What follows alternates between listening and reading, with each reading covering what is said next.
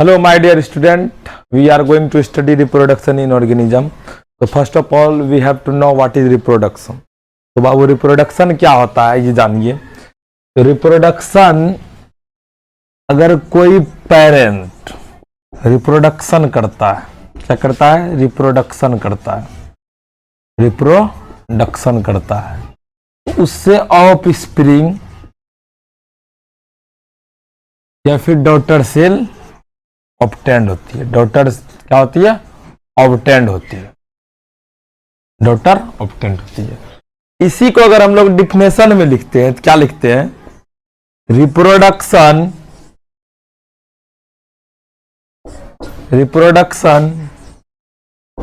Is a vital process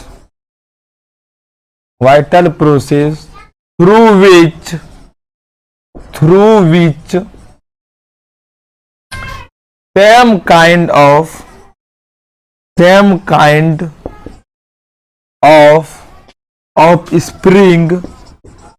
spring is obtained by parents is known as by parent. जैसे देखिए, same kind of कहने का मतलब है, मान लीजिए कि कोई एक पेरेंट्स है जिसको 2 पैर 2 हाथ है, वो रिप्रोड्यूस किया, उसको भी जो है 2 पैर 2 हाथ. ये क्या हो गया? रिप्रोडक्शन हो गया. और मान लीजिए कोई ऐसा ऑर्गेनिज्म है जो ऐसा है, लेकिन उसने जन्म ऐसा दिया. ऐसा नहीं हो सकता है, ऐसा कभी भी नहीं हो सकता है, क्योंकि मान लीजिए ये रॉकेट है और ये जन्म इसको नहीं दे सकता. ये क्या है? रिप्रोडक्शन. ऐसा नहीं हो सकता है. अब रिप्रोडक्शन की कुछ ऐसी बातें हैं जो इसेंशियल होती है. क्या होती है? इसेंशियल. रिप्रोडक्शन क्यों इसेंशियल है? रिप्रोडक्शन क्यों इसेंशियल है? तो 5 ऐसे कारण है जिसके कारण रिप्रोडक्शन इसेंशियल. ऐसे बहुत सारे कारण होते हैं जिसके कारण रिप्रोडक्शन इसेंशियल है. तो आप पहले क्या कीजिए, इस डिफिनेशन को लिखिए, उसके बाद हम लोग लिखेंगे व्हाई रिप्रोडक्शन इज इसेंशियल.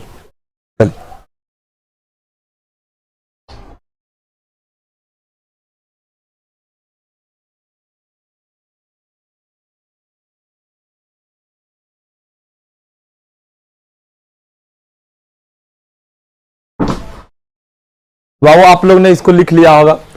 अब देखिए, why reproduction is essential. Reproduction essential क्यों होता है? तो पहला बात तो रिप्रोडक्शन इसेंशियल इसलिए होता है कि वो किसी भी स्पेसीज की लाइफ को कंटिन्यू करता है. किसी भी स्पेसीज की लाइफ को क्या करता है? वो कंटिन्यू करता है. किसी भी स्पेसीज की लाइफ की वो कंटिन्यू करता है. तो reproduction is essential. Reproduction is essential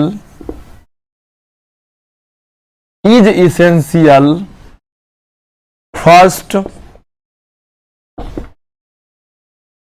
continuity of life. ये क्या करता है? किसी भी ऑर्गेनिज्म की इंश्योर करता है कि उसकी लाइफ क्या होगी? कंटिन्यू होगी. उसके बाद भी उसके वंशज क्या होंगे? ग्रो करेंगे. ऐसा नहीं कि उसके बाद उसकी वंशज जो है खत्म हो जाएगी. समझ में आया? अब देखिए दूसरा क्या रीजन है. दूसरा रीजन ये है कि क्रिएशन फॉर वेरिएशन. अगर रिप्रोडक्शन होता है तो उसमें क्या होती है? वेरिएशंस पाई जाती है. रिप्रोडक्शन होता है तो क्या होती है? उसमें वेरिएशन पाई जाती है. और तीसरा क्या है? तीसरा ये है कि फॉर स्पेसिएशन. अगर रिप्रोडक्शन होती है तो किसी भी स्पेसीज की क्या होती है? क्रिएशन होती है. किसी भी स्पेसीज की क्या होती है? क्रिएशन होती है. कोई नया स्पेसीज अगर 2 4 10 बहुत सारा बन जाए तो उसकी क्या होती है? स्पेसीज बन जाती है. और चौथा कारण क्या है? चौथा ये इसलिए इंपॉर्टेंट है, फॉर इवोल्यूशन. अगर रिप्रोडक्शन नहीं होगा तो क्या नहीं होगा? अगर रिप्रोडक्शन नहीं होगा तो किसी भी स्पेसीज की कंटिन्यूटी ऑफ लाइफ नहीं बनेगी. क्रिएशन वेरिएशन का नहीं होगा. वेरिएशन कभी ऑब्टेंड नहीं होगा. स्पेसिएशन नहीं होगा और इवोल्यूशन भी नहीं होगा. और 5वां जो है रिप्रोडक्शन इसलिए होता है फॉर ऑब्टेनिंग क्लोन. अब क्लोन क्या होता है? ये सब देखिए, क्लोन क्या होता है? क्लोन होता है जो मोर्फोलॉजिकली एंड जेनेटिकली क्या हो, सिमिलर हो। अगर क्लास 11th में आपने पढ़ाई की होगी तो क्लास 11th में आपने ये देखा होगा, एक मोर्फोलॉजी होगी और एनाटॉमी होगी, और जो मोर्फोलॉजी में क्या होती है उसके ऊपर ऊपर की बात बताई जाती है, और जेनेटिकली में क्या होता है अंदर से, जेनेटिक्स में क्या होती है अंदर से, क्या किस प्रकार की जीन्स है उसकी, कैसे प्रोजेनी से प्राप्त हुई, कैसा F1 जनरेशन उसका था और कैसा F2 जनरेशन है। तो क्लोन क्या होता है, morphologically and genetically similar to their parent, genetically similar to their parent, to their parents. ये क्या हो गया बाबू, ये क्लोन हो गया। क्लोन क्या है, मॉर्फोलॉजिकली एंड जेनेटिकली सिमिलर होता है। It is obtained by A sexual reproduction, और जब भी इसकी प्राप्ति होती है, किसकी, जब भी प्राप्ति होती है किसका, क्लोन का, वो एसेक्सुअल रिप्रोडक्शन का तहत होता है। किसके तहत होता है, एसेक्सुअल रिप्रोडक्शन। और तीसरा क्या बात है क्लोन के बारे में, क्लोन जो है अपने प्रोजेनी के, अपने जो फादर के जीन है उसको क्या करता है, कैरी आउट करता है। क्या करता है, कैरी करता है। It carries their parental gene, it carries their parental gene, और स्टोर करता है। क्या करता है, या तो कैरी करता है या फिर स्टोर करता है। यही जो है क्लोन है। अब मान लीजिए कैसे, एक अमीबा है, एक अमीबा है, अगर इसकी रिप्रोडक्शन कराई जाती है बाइनरी फिजन की तरफ, उसी तरह का हो जाता है, और इसके पास अगर ये है तो इसके पास भी यही है। और जो क्लोन होता है उसमें क्या क्या होता है, मान लीजिए क्लोन में क्या क्या होता है। सबसे पहला बात, क्लोन ऐसा चीज है जो सेम हो दिखने में, बाहर से भी और अंदर से भी, उसकी सेल स्ट्रक्चर जैसी होगी, उसके पेरेंट्स की उसी प्रकार की सेल स्ट्रक्चर किसके पास होगी, उसके ऑफस्प्रिंग के पास भी। इसीलिए क्लोन और जो ऐसे ब्रीडिंग होती है, ऐसे ऑफस्प्रिंग, दोनों में क्या है, अंतर है। क्लोन सिर्फ एसेक्सुअल रिप्रोडक्शन से ही प्रोड्यूस होता है, लेकिन ऐसे जो ऑफस्प्रिंग होते हैं वो सेक्सुअल रिप्रोडक्शन से ही प्रोड्यूस होते हैं। क्लोन में क्या क्या है, अगर मान लीजिए कोई बीमारी है, कोई डिजीज है जो किसके पास है, वो डिजीज अगर उसके पेरेंट्स के पास है तो सेम डिजीज जो है वो सेम डिजीज किसके पास होगा, उसके ऑफस्प्रिंग के पास भी होगा, अगर वो क्लोन है।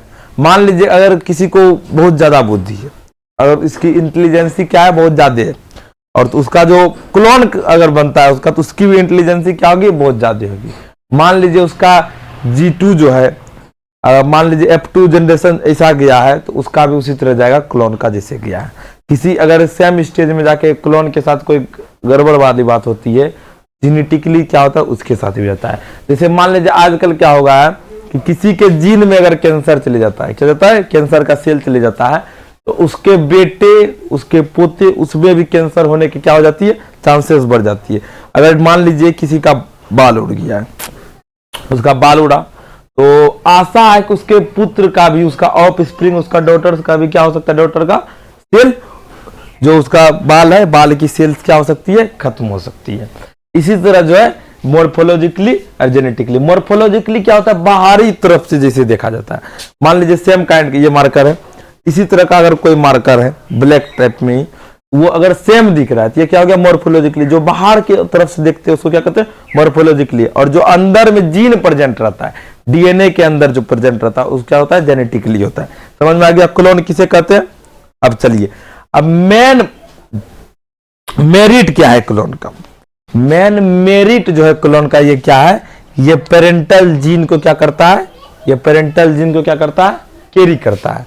अब इसका जो मेन क्या है, डिमेरिट है, वो भी तो जानना जरूरी है। तो मेन डिमेरिट अब यहां पे लिख देते हैं, एक जो है, चलिए अगले पेज में लिखेंगे।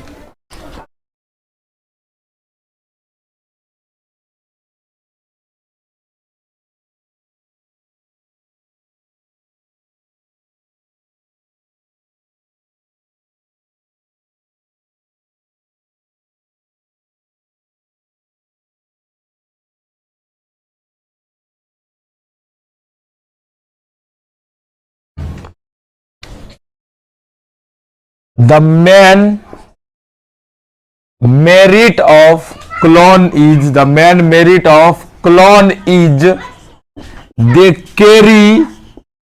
दे carry out their parental gene, they carry out their parental gene. ये क्या करता है, अपने पेरेंट्स के जीन को क्या करता है, कैरी आउट करता है। इसका मेन डिमेरिट क्या है बाबू, the main demerit of clone is they does not show any variation, ये किसी भी प्रकार की वेरिएशंस को नहीं दर्शाता है। अगर कोई मान लीजिए एक वेरिएशन होता है तो वो वेरिएशन इसमें नहीं होता है, क्योंकि same to same copy to photo copy जैसे होता है, फोटो स्टेट उसी तरह से क्या होता है, वो सेम होता है। इसीलिए जो कहता है कि क्लोन अगर अच्छा है तो इसलिए अच्छा है कि वो पेरेंटल जीन को कवर करता है, और अगर इसका डिमेरिट अगर देखा जाए तो वो क्या करता है, वो वेरिएशन शो नहीं करता। अब देखिए टाइप ऑफ रिप्रोडक्शन, हेडिंग दीजिए टाइप ऑफ रिप्रोडक्शन क्या होता है, types of reproduction, types of reproduction. Reproduction, there are two types of reproduction, there are two types of reproduction, two type of reproduction। पहला है बाबू हम लोग का एसेक्सुअल रिप्रोडक्शन, और दूसरा हम लोग का क्या है, दूसरा है हम लोग का सेक्सुअल रिप्रोडक्शन, सेक्सुअल रिप्रोडक्शन। अब एसेक्सुअल और सेक्सुअल में क्या होता है, अगर आप देखें तो एसेक्सुअल जो है क्या कहता है, ए सेक्सुअल एक, जिसमें एक इंडिविजुअल क्या हो, जिसमें एक इंडिविजुअल की होती है, सिर्फ एक इंडिविजुअल पेरेंट्स हो तो उसको कहते हैं एसेक्सुअल रिप्रोडक्शन। और से जिससे क्या होता है, सेक्सुअल, एक से अधिक, उसमें क्या होता है, अगर एक से अधिक पेरेंट्स होता है तो उसको हम लोग क्या कहते हैं, सेक्सुअल रिप्रोडक्शन। एसेक्सुअल रिप्रोडक्शन में क्या होता है बाबू, एक से ज्यादा क्या होता है, वैरायटी होती है। एसेक्सुअल रिप्रोडक्शन भी बहुत प्रकार के होते हैं, जिसमें 7 प्रकार के होते हैं क्या, एसेक्सुअल रिप्रोडक्शन। लेकिन सेक्सुअल रिप्रोडक्शन अगर हम लोग पढ़ते हैं, एक पढ़ते हैं प्लांट की और दूसरा किसका पढ़ते हैं, ह्यूमन की पढ़ते हैं। तो हम लोग एसेक्सुअल रिप्रोडक्शन के बारे में सबसे पहले जानते हैं। एसेक्सुअल रिप्रोडक्शन, ए मतलब होता है एक, ए मतलब क्या होता है, एक। एसेक्सुअल रिप्रोडक्शन में वन इंडिविजुअल नीडेड,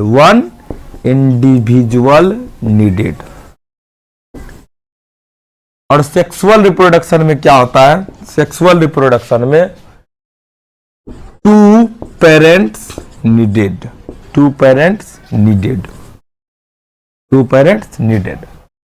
इस दोनों में अब डिफरेंस क्या है, ये हम लोग जानेंगे, इस दोनों में डिफरेंस क्या है। सबसे पहला डिफरेंस ये है कि एसेक्सुअल रिप्रोडक्शन में सिर्फ एक ही पेरेंट्स की जरूरत होती है, जिससे वो अपने ऑफस्प्रिंग को क्या कर सके, बर्थ कर सके। लेकिन सेक्सुअल रिप्रोडक्शन में क्या होता है, 2 पेरेंट्स की जरूरत होती है। एसेक्सुअल रिप्रोडक्शन में गैमेट फॉर्मेशन नहीं होता है, सेक्सुअल रिप्रोडक्शन में गैमेट की फॉर्मेशन होती है। एसेक्सुअल रिप्रोडक्शन में क्या होती है, फॉर्मेशन ऑफ गैमेट्स नहीं होता, लेकिन सेक्सुअल रिप्रोडक्शन में फॉर्मेशन ऑफ गैमेट्स होता है। दूसरा देखिए, एसेक्सुअल रिप्रोडक्शन में क्लोन ऑब्टेंड कर सकते हैं, लेकिन सेक्सुअल रिप्रोडक्शन में हम लोग क्लोन ऑब्टेंड नहीं कर सकते हैं। हो गया।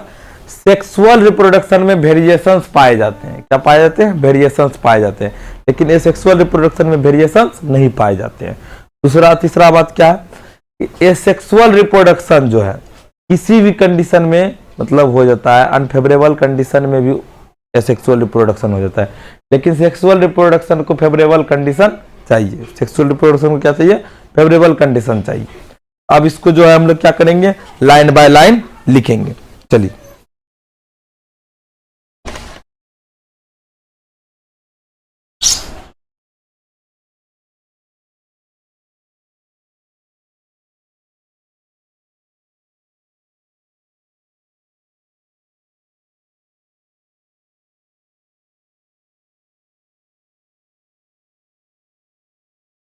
asexual reproduction.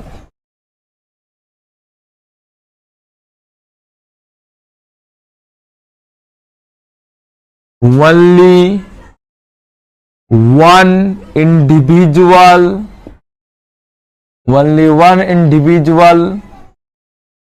is needed for the reproduction.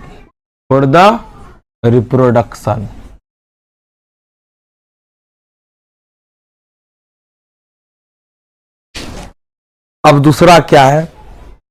No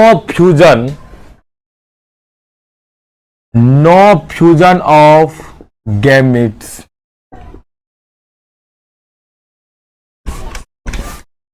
No gametes formation occur. No gametes formation occurs.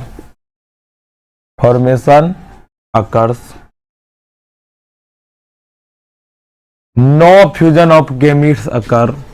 No fusion of gametes occur. Clone is obtained. Clone is obtained easily. Clone is obtained easily in asexual reproduction. In asexual reproduction.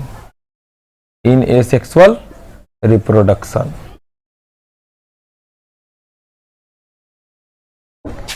No variation is shown by asexual reproduction. Is shown by asexual reproduction. और सबसे अहम बात, सबसे जो important बात क्या है? asexual reproduction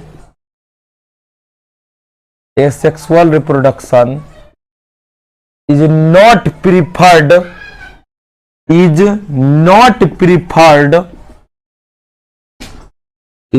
preferred by environment. Is not preferred by environment.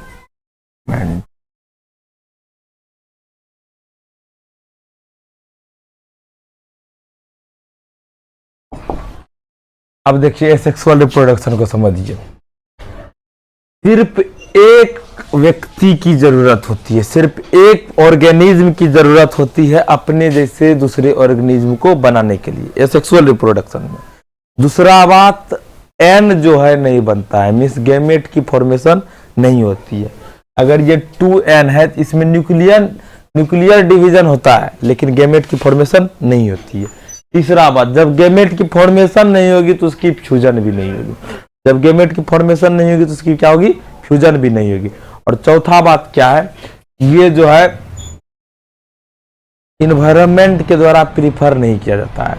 ऐसा नहीं कि इन्वायरमेंट जो है प्राकृतिक जो है इसको बढ़ा चढ़ा के बढ़ावा देता है, ऐसा कुछ नहीं है. इसको जो इन्वायरमेंट है इसको क्या करता है? अलग कर देता है. क्यों कर देता है अलग? इसलिए अलग कर देता है क्योंकि वेरिएशन शो नहीं करता है. जो वेरिएशन शो करता है उसी को रखा जाता है. कैसे? मान लीजिए आपने किसी ऐसे व्यक्ति को बुलाया जो आपका काम करेगा, आपको क्या करेगा? काम करेगा या फिर आपके साथ रहेगा. वो आपके समय समय पे साथ नहीं जा, हर वक्त जो है एक ही तरह का बर्ताव कर रहा है. अगर वो खुश रह रहा है तो आपके दुख के समय में भी क्या है? खुश है, तो वो क्या करेगा? आपको हानि पहुंचा सकता है. क्या करेगा? हानि पहुंचा सकता है.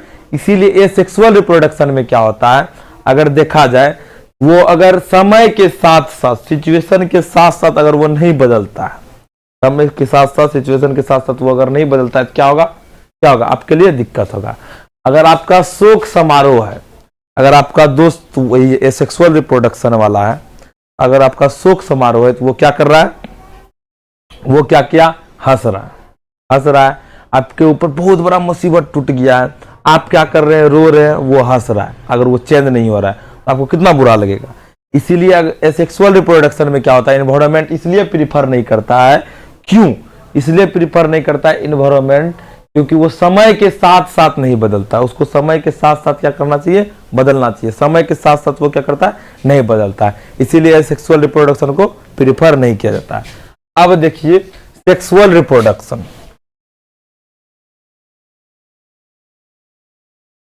सेक्सुअल रिप्रोडक्शन एसेक्सुअल रिप्रोडक्शन के अगर एग्जाम्पल लिखी जाए तो वो होगा amoeba, paramecium, euglena, yeast, bacteria, ETC. ये एसेक्सुअल रिप्रोडक्शन में हो गया। सेक्सुअल रिप्रोडक्शन में क्या है? Male parents and female parents, female and female parents are needed for the reproduction of their young ones, reproduction of their young ones। इसमें mail और female gametes दोनों का जरूरत पड़ता है बाबू। इसका होता है अगर मेल और फीमेल पेरेंट्स दोनों ना हो तो नहीं होगा।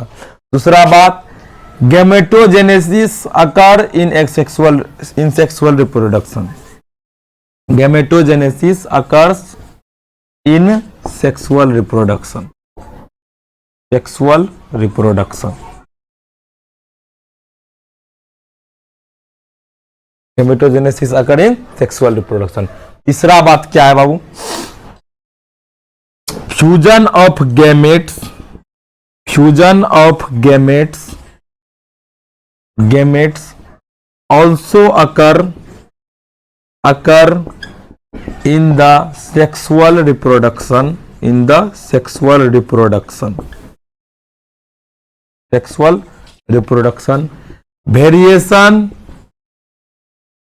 variation is shown by sexual reproduction,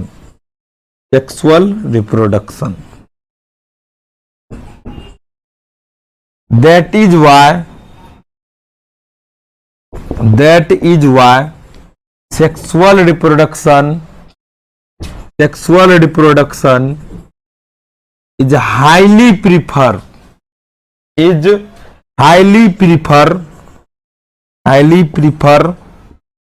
by environment,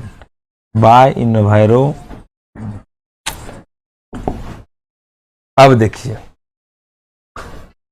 sexual reproduction में मेल पेरेंट्स और फीमेल पेरेंट्स दोनों की जरूरत होती है, क्योंकि मेल पेरेंट्स क्या बनाएगा? मेल गैमीट्स बनाएगा। मेल पेरेंट्स क्या बनाएगा? मेल गैमीट्स बनाएगा। और फीमेल पेरेंट्स फीमेल गैमीट्स बनाएगा। क्या बनाएगा? फीमेल गैमीट्स बनाएगा। गैमीट्स हैप्लॉइड होती है तो n, डिप्लॉइड होती है तो 2n। समझ में बनाया? उसके बाद क्या होगा? गैमेटोजेनेसिस इसको कहते हैं। Gametogenesis occur in sexual reproduction. Formation of gametes is known as gametogenesis.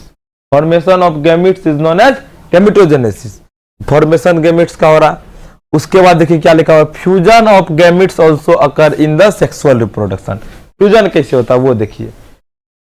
यहां पे जो एन है मेल का, एन है मेल का, और फीमेल का भी क्या है? एन है, क्योंकि गैमेटोजेनेसिस हो गया ये दो। और जो इसका ऑर्गेनिज्म जो है, ऑर्गेनिज्म की जो हैप्लोएंटिक साइकिल या डिप्लोएंटिक साइकिल के, इसको अगर देखा जाए तो ये 2n है। क्या है? 2n। ये भी क्या है? 2n। इसमें कितना है? 2n है। और यहाँ पे सेल देखा जाए तो n की है, गैमेट है तो n है। इस दोनों को मर्ज करके जो मिलता है, जिसको सिनगैमी कहते हैं। क्या कहते हैं? सिनगैमी। उसी को कहते हैं फर्टिलाइजेशन, और उसी को कहते हैं फ्यूजन।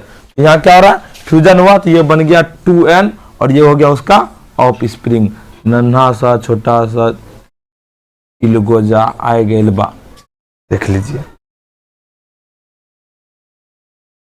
ये क्या हो गया? उसका हो गया 2n हो गया। अब देखिए क्या है बाबू? इसी को कहते हैं हम लोग फ्यूजन। क्या कहते हैं? Fusion. Fusion of gametes, fusion of gametes. अब बोलिएगा वेरिएशन कैसे दिखाता है? वेरिएशन कैसे शो करता है? ये मेल है, ये फीमेल है, ये मेल है, ये फीमेल है। ये दोनों क्या है? खुद अलग अलग पेरेंट्स के होंगे। ये दोनों किसके हैं? अलग अलग पेरेंट्स के होंगे।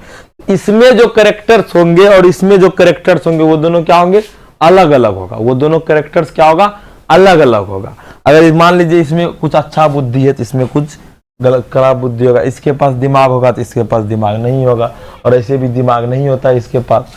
अब देखिए क्या बात है, अगर इसके पास सूरत नहीं है और इसके पास क्या है, सूरत है, तो इसका जो बच्चा होगा, इसका जो ऑफस्प्रिंग होगा, इसके पास क्या होगा, बुद्धि भी थोड़ी सी होगी, थोड़ी सी सूरत भी होगी, दोनों मिला जुला के क्या हुआ, वेरिएशंस हुआ।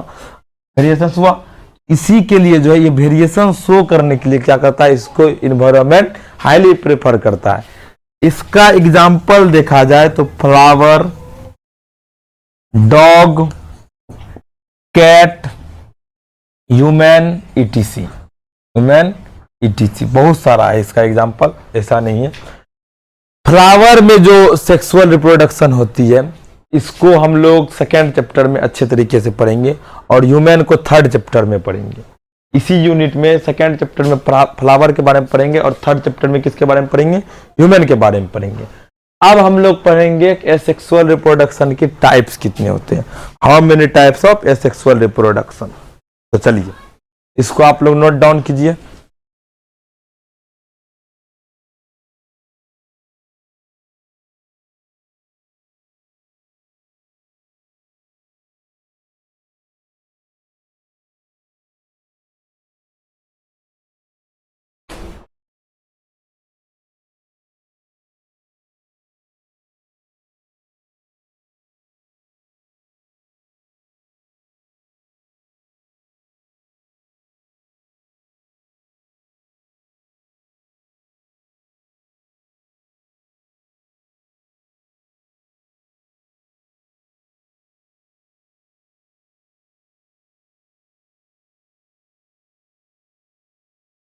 अब बाबू टाइप्स ऑफ एसेक्सुअल रिप्रोडक्शन।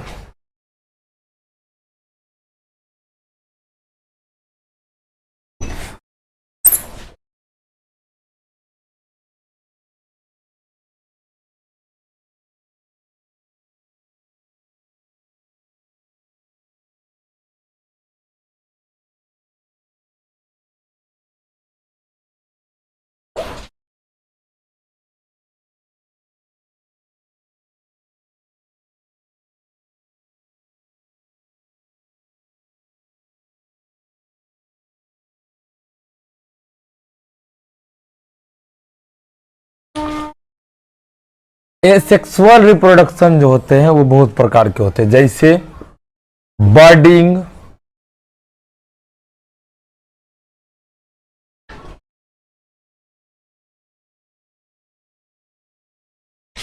सबसे पहले फीजन,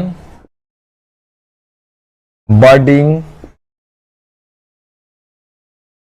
टोरुलेशन, फ्रेगमेंटेशन,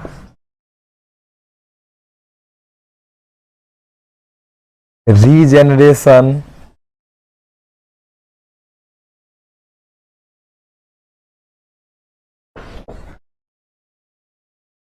स्पोरुलेशन,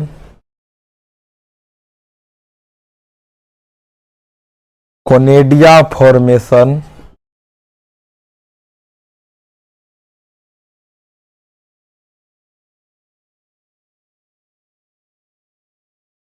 पार्थिनोजेनेसिस, उसके बाद वेजिटेटिव प्रोपागेशन, वेजिटेटिव प्रोपागेशन। कितने प्रकार के हुए, 3, 3, 6, 3, 9, टोटल 9 टाइप्स के जो होते हैं बाबू एसेक्सुअल रिप्रोडक्शन होते हैं। कितने टाइप्स के होते हैं, 9 टाइप्स के होते हैं। बहुत जगह 12 टाइप्स के भी होते हैं, और क्लास 10th में आपने 4 टाइप के ही पढ़े होंगे एसेक्सुअल रिप्रोडक्शन। ये देखिए फीजन, फीजन भी 2 प्रकार के होते हैं। फीजन कितने प्रकार के होते हैं, फीजन भी 2 प्रकार के होते हैं। एक होता है मल्टीपल फीजन, एक होता है बाइनरी फीजन। एक होता है मल्टीपल फीजन, एक होता है बाइनरी फीजन।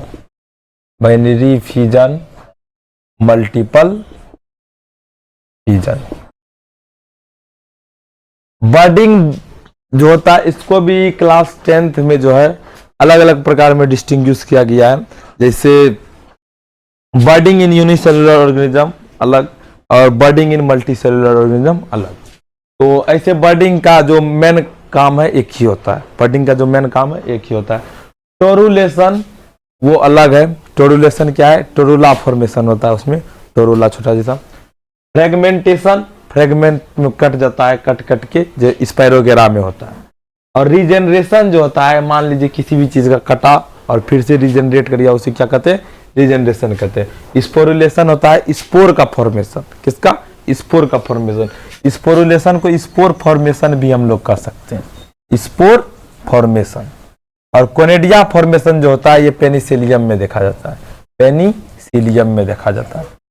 इसमें क्या क्या होता है? दाना दाना दाना टाइप में, मोती मोती टाइप में होता है। और ये टूट के जहां पे गिरता है वहां क्या होता है? मैच्योर होके टूट के गिरता है, तो वो नया उस तरह का ऑर्गेनिज्म बना लेता है। पार्थेनोजेनेसिस हनी बी में देखा जाता है, हनी बीज में पार्थेनोजेनेसिस देखा जाता है। और वेजिटेटिव प्रोपगेशन जो है वो प्लांट में देखा जाता है। किस में देखा जाता है? प्लांट में देखा जाता है। समझ में आ गया? अब देखिए बाबू, इसको हम लोग जो है डिटेल्ड में पढ़ने जाएंगे। इस चैप्टर के अंतर्गत क्या करने जाएंगे? डिटेल में पढ़ने जाएंगे, क्योंकि बचपन में क्लास 10th में हम लोग ने इसको डिटेल में नहीं पढ़ा। तो आज हम लोग फ्यूजन और बर्डिंग को खत्म करेंगे। तो सबसे पहले फ्यूजन हेडिंग दीजिए आप लोग सेक्सुअल रिप्रोडक्शन में।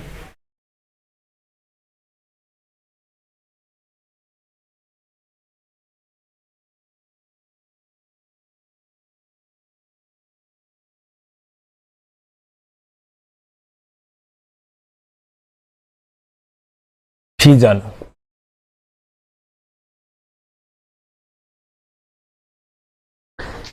फ्यूजन क्या होता है? देखिए,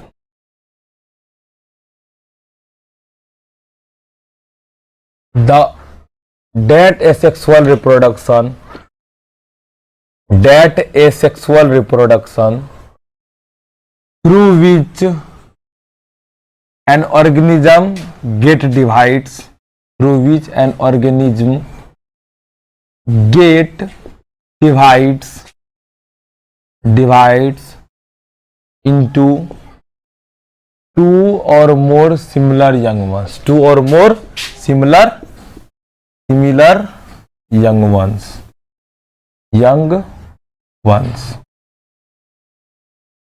ये दो प्रकार का होता है। कितना प्रकार का होता है fusion? Fusion are of two types. एक होता है बाइनरी फ्यूजन, एक होता है मल्टीपल फ्यूजन।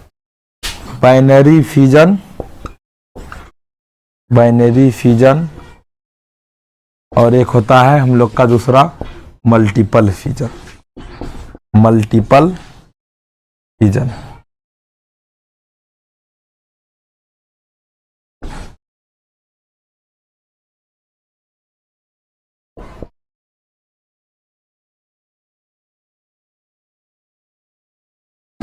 बाइनरी फ्यूजन में क्या होता है बाबू? अब समझिए। बाइनरी मतलब होता है दो। बाइनरी मतलब क्या होता है? दो होता है। आप जब मॉडर्न फिजिक्स पढ़ेंगे क्लास 12th के अंतर्गत, वहां भी आपको पढ़ाई जाएगी बाइनरी नंबर जो 010101 करके पूछा जाता है।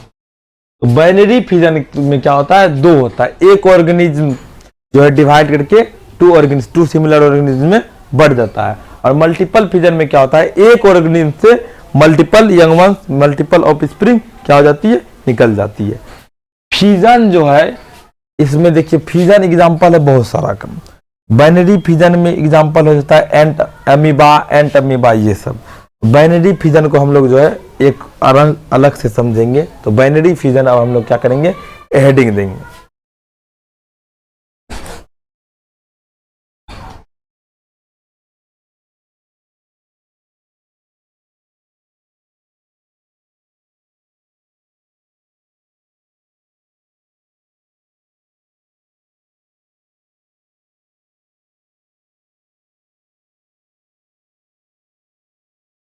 बाइनरी फ्यूजन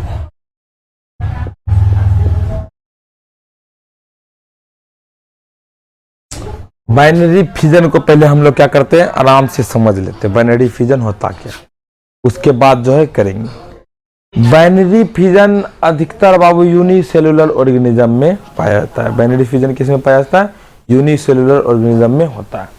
बाइनरी फिजन के अंतर्गत एक ऑर्गेनिज्म दो में टूटता है। सबसे पहले उसकी क्या टूटेगी, पहले सबसे पहले न्यूक्लियस उसकी डिवाइड होगी, उसके बाद उसका साइटोप्लाज्म डिवाइड होगा। क्या होगा डिवाइड, साइटोप्लाज्म डिवाइड होगा। फिर जब साइटोप्लाज्म डिवाइड होगा धीरे धीरे धीरे ऑर्गेनिज्म डिवाइड हो जाएगा। बाइनरी फिजन में क्या होती है, ऑर्गेनिज्म की मृत्यु नहीं होती, ऑर्गेनिज्म जो होता है इमोर्टल होता है। क्या होता है, इमोर्टल होता है। लेकिन मल्टीपल फिजन में क्या होता है, ऑर्गेनिज्म मोर्टल होता है, ऑर्गेनिज्म जो होता है मरता है। इमोर्टल मीन्स होता है अमरणशील, और जो मोर्टल मीन्स होता है मरणशील। क्या होता है, मरणशील होता है। तो यहां पे देखिए बाबू, बाइनरी फिजन में क्या होता है, इन unicellular organism, unicellular organism, organism an individual parents, an individual parents get divided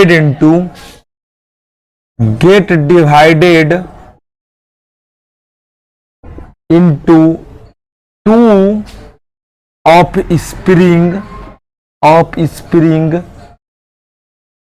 is called binary fission, is called binary fission.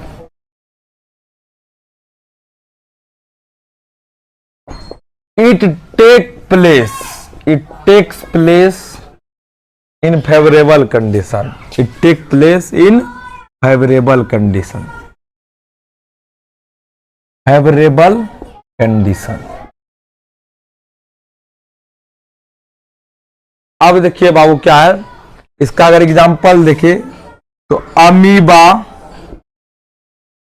Euglena, पारामीशियम,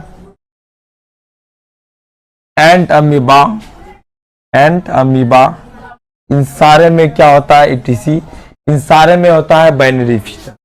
binary fission की स्ट्रक्चर्स को समझिए, बाइनरी फिजन की स्ट्रक्चर को हम लोग समझेंगे। सबसे पहले ये बना लिए हम लोग एक अमीबा। क्या बना है, अमीबा। इसके अंदर ये हो गया हम लोग का न्यूक्लियस, ये हो गया हम लोग का इसके अंदर न्यूक्लियस, ये हो गया साइटोप्लाज्म। अब ये मैच्योर अमीबा सेल है। क्या है ये, मैच्योर अमीबा सेल है। ये मींस इस स्टेज पहुंच गया है, ये डिवाइड करके अपने यंग वंश को बॉर्न कर सकता है। तो इसको आगे करते हैं। अब एक एरो के तहत इसकी प्रोसेस को दिखाते हैं। ये सेल क्या किया, डिवाइड किया। ये न्यूक्लियस क्या किया, सबसे पहले डिवाइड किया।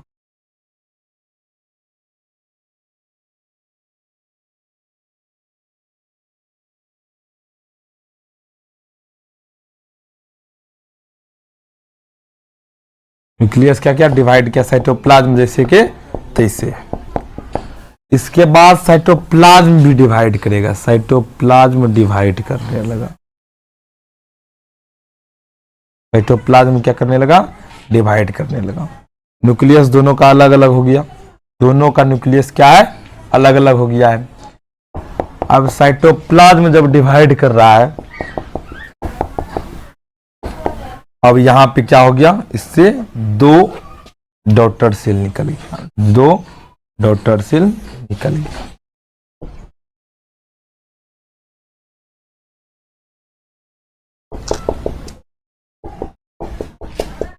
दो डॉटर सेल निकल गया।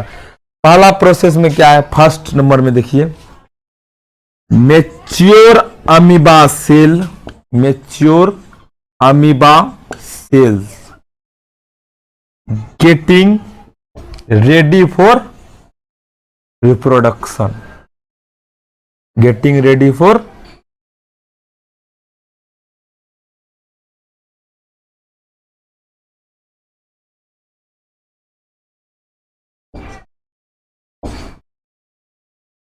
ready for reproduction. Second number में है nucleus get divided into two. Nucleus get divided into two nuclei. और इसमें देखिए क्या है, cytoplasm is getting divide. Cytoplasm is getting divided. और यहां पे टू डॉटर सेल. फोर्थ में क्या हो गया, दो डॉटर सेल हो गया. Two daughter cell. यहां पे दो डॉटर सेल की उत्पत्ति हो गई. ये है बाइनरी फिजन. ये क्या है, बाइनरी फिजन है. तो आज के लिए बाबू यही. अगले क्लास में क्या करेंगे हम लोग, अगले क्लास में टाइप्स ऑफ बाइनरी फिजन पढ़ेंगे. टाइप्स ऑफ बाइनरी फिजन पढ़ेंगे. आप लोग इसको रिवीजन करके आइएगा. अगले क्लास में हम लोग types of binary fission, multiple fission और जितना हो सकेगा उतना कवर करेंगे. तो thank you. Have a nice day.